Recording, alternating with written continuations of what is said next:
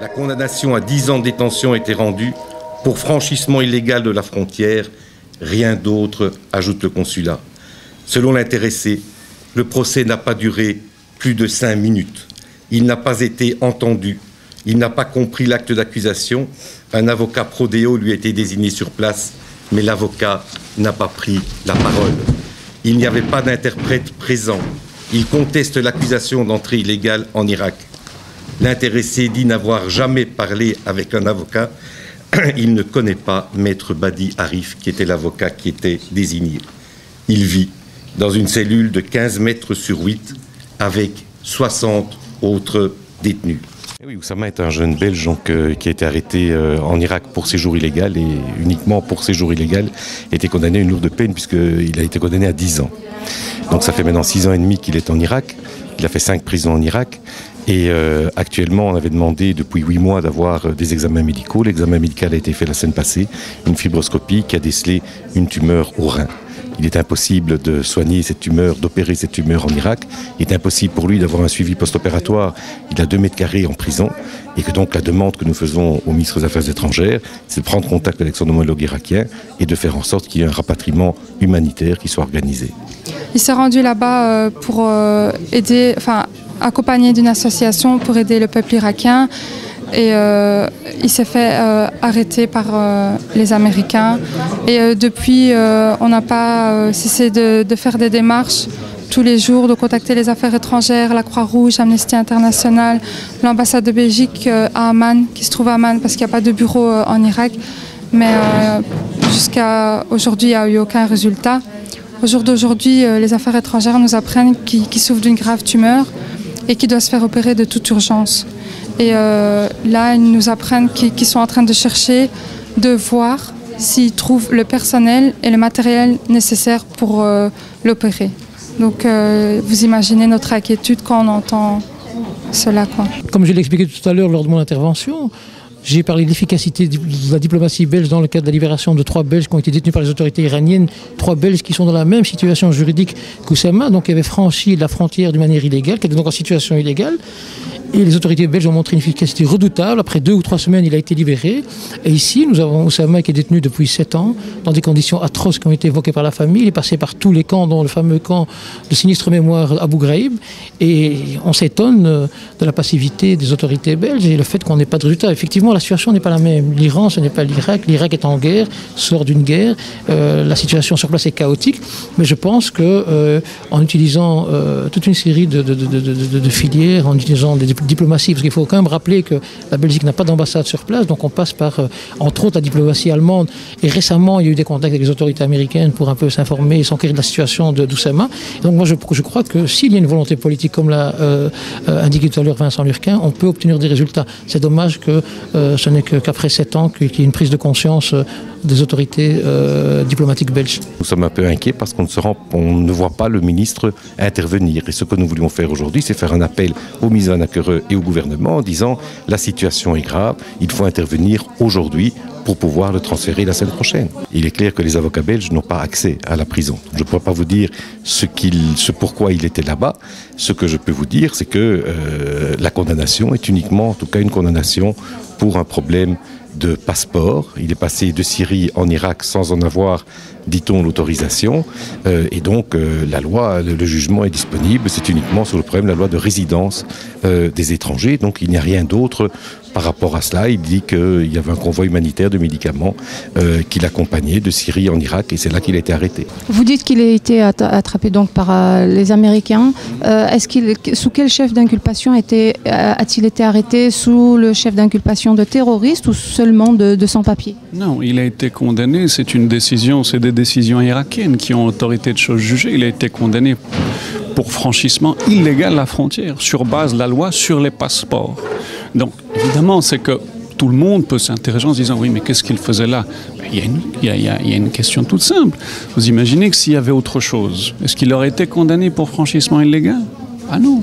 Si effectivement il y avait autre chose, les Irakiens ont une législation aussi contre le terrorisme ou contre des troupes étrangères et il leur est condamné sur une autre base. Lui, ce sont les décisions irakiennes qui ont valeur définitive, qui l'ont condamné pour franchissement illégal de la frontière. Et c'est confirmé par une visite et des rapports consulaires. Donc c'est franchissement illégal de la frontière.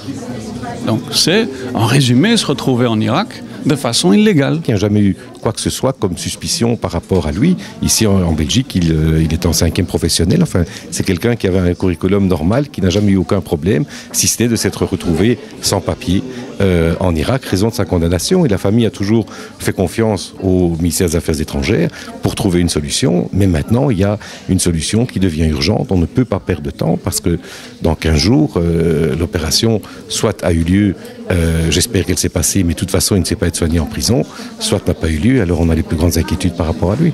Il a transité par des prisons dont on a même, je pense, du mal à imaginer dans quelles conditions il a été détenu. Je pense que la famille est très certainement, par une grande dignité, Oussama Attar lui-même, à mon avis, je suis sûr qu'il a vécu très certainement des choses, mais par respect à l'égard de sa famille et peut-être par pudeur. Je pense que tout au long de ces années, les quelques fois où il y avait des échanges avec la famille, il n'a jamais souhaité venir dessus. Je ne pense pas que, je l'ai dit, moi je ne suis pas médecin, mais quand vous avez 26 ans, on n'attrape pas une tumeur comme ça.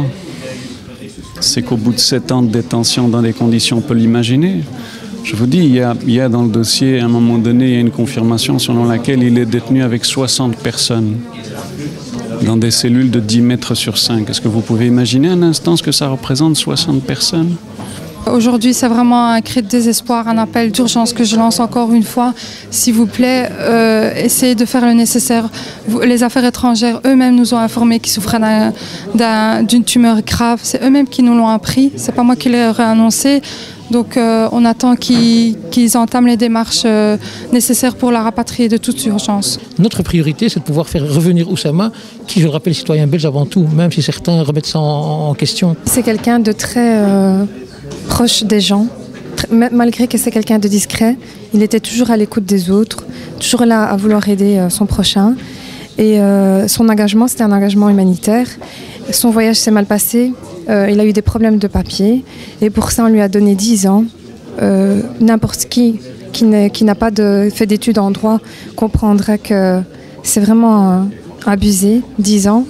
Maintenant lui, comme on l'a dit aussi, il ne s'est jamais plaint de sa situation. Il a accepté, il a patienté et maintenant on en arrive au point où son corps ne suit plus. On lui a découvert une tumeur, il faut qu'il soit opéré dans la semaine. Et la situation fait que maintenant on ne peut plus se taire et c'est pour ça qu'on témoigne aujourd'hui de son état. Mon fils, ça a toujours été un garçon pudique, gentil, et rendait service. Il était toujours là, très respectueux. Il avait toutes les qualités. C'est pas parce que je suis une maman que je dis ça. Et il me manque énormément, je ne l'ai pas vu depuis plus de 7 ans, excusez-moi. Voilà. On a eu un contact avec les autorités américaines également, avec l'ambassade. Le problème, c'est qu'il a été transféré de prison. Donc moi, j'interviens maintenant dans le dossier. Donc actuellement, il est dans une prison qui ne dépend plus des Américains. Alors on dit, mais il ne dépend plus de vous, mais peut-être que vous pourriez quand même faire quelque chose. Mais visiblement, ils ne nous ont pas entendus en disant que la prison dans laquelle il est ne dépend plus d'eux et que donc ils ne savent rien faire. Vous avez contact avec son avocat, si toutefois il en a un là-bas ? On avait un contact avec un avocat, on essayait de faire en sorte qu'il y ait une audience qui soit programmée au mois d'octobre. On aurait pu rediscuter à l'heure de la libération, on avait quand même un espoir par rapport à cela. Mais malheureusement, l'avocat irakien ne peut pas demander des libérations, ne fût-ce que pour des raisons humanitaires. Il faut que ce soit véritablement une volonté politique de son pays, parce que Oussama est belge, il ne faut pas l'oublier, quel que soit son prénom. C'est quelqu'un de belge qui est né à Bruxelles et qui doit pouvoir compter sur ses autorités. Donc je pense que aujourd'hui, je pense et j'espère que vous allez bien comprendre le désespoir dans lequel on vit, le cauchemar qu'on vit tous les jours, chaque minute, parce que en quelque sorte, c'est pas lui qui est en prison, c'est toute la famille qui souffre. Et tant que la situation restera pareille, pour nous, on pourra jamais vivre, on pourra jamais respirer. Et je pense et j'espère qu'un jour, on pourra on pourra réavoir goût à la vie, on pourra enfin vivre notre vie et enfin terminer ce cauchemar. Vous avez dit tout à l'heure que vous avez dû aller jusqu'à Bagdad par vos propres moyens, sans aucun soutien. Est-ce que vous avez réussi à le rencontrer, à votre frère? Malheureusement, non. J'ai pas su le rencontrer. Comme je l'ai dit, il a jamais eu de visite, il n'a jamais eu droit à voir un membre de sa famille. Il a juste eu droit à téléphoner vraiment très rarement et juste pour 1 minute. Et juste eu droit à quelques lettres aussi via la Croix-Rouge, mais sinon rien de plus. Moi j'ai été parce que j'en avais marre, j'avais marre j'avais marre d'attendre, j'étais désespéré, je suis arrivé sur place, je comptais vraiment le voir, on m'a empêché de le voir et je suis revenu. Toutes les personnes qui me regardent, que ce soit de religion musulmane ou autre, là il s'agit de la vie d'un jeune, c'est ce qu'il faut retenir, ça reste un jeune avant tout, qu'il n'oublie pas, que lors du rassemblement, ils se déplacent, qui font des duas surtout. Je pense que c'est le plus important. On rentre dans les 10 derniers jours du mois de Ramadan. Il y aura Laylatul Qadr. Donc s'il vous plaît, ne l'oubliez pas dans vos invocations. Je compte sur vous. Ne l'oubliez pas, il a besoin de vous. Il fait appel à vous.